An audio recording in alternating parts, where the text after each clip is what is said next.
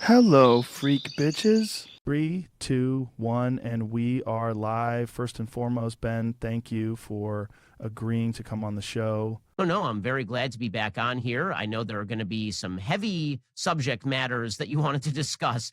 Yes, well, let's dive right into it, I guess. Look, I know you are a big fan of Lorgar, Aurelian, and the Word Bearers, and I'm not the biggest fan of the Blueberry Boys, but you have to admit that the position you are taking is kind of batshit crazy. Really? How is that crazy? Well, I mean, some of the position you've taken with the Battle of Kelth and the fall of Monarchia, and you trying to justify them joining with the Chaos Gods, is a pretty controversial opinion. Okay, well, let's take a look at the Battle of Calth and the Word Bearers' involvement. If you look from every standpoint, starting from the founding of the chapter to the Battle of Calth, the Word Bearers were mostly on the defensive.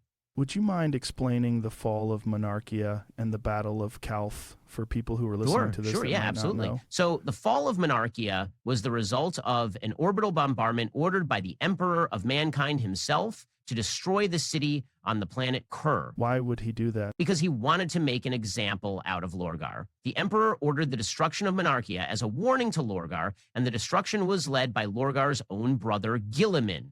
Did Lorgar make a mistake?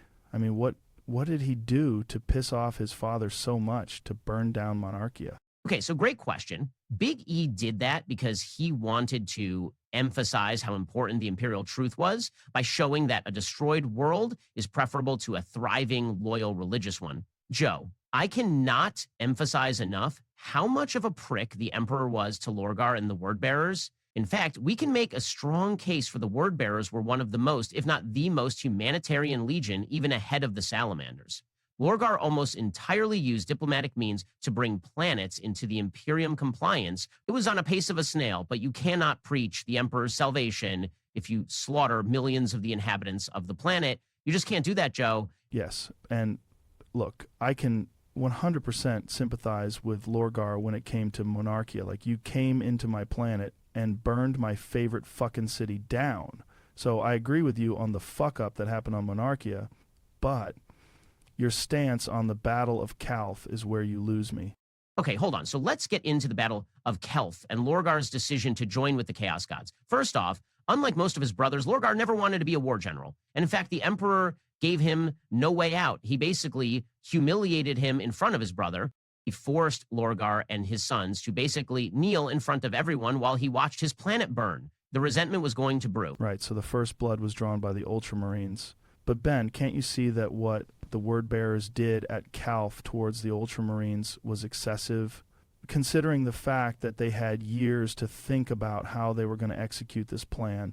Right. Okay. So again, Joe, we have to look at the context of this war. Lorgar, at this point of his life, was now devoted to the powers of the Chaos Gods. Is this an ideal situation? No, of course not. But he had to make do with what he knew.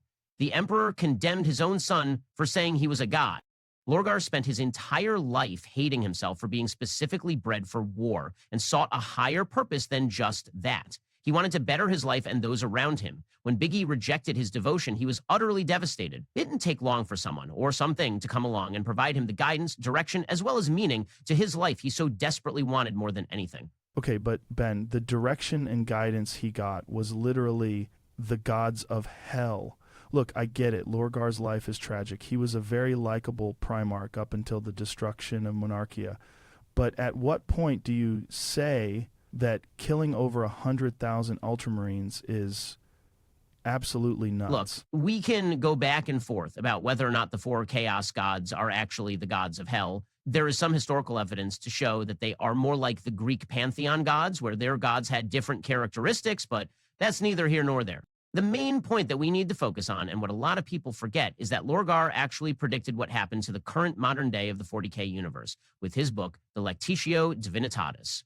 Big E punished Lorgar for praising him as a god, but today he is worshipped as one. And look, is Lorgar a perfect Primarch? No, far from it. But after all the suffering and embarrassment that he and his sons had to go through, even though he was correct in the end, I believe his actions were totally justified under the circumstances. And speaking of trying to justify your actions to an overload douchebag tyrant, Are you tired of Space Hitler overreaching his rights to your privacy, data, and personal information? Because I wouldn't want Big E looking into my data. That is why I use Chaos VPN. Okay, folks, you can accuse the chaos gods of a lot of things, but one thing you have to admit that is that blood for the blood god protects your IPS. Chaos VPN, the #1 VPN in the galaxy. Stop letting bootlicking cogboys to steal your data. Visit chaosvpn.com/BenYT right now to find out how you can get 3 months of Chaos VPN for free. What's the matter, Joe? You look upset. Hey, motherfucker. Did you seriously just promote your own sponsor on my podcast?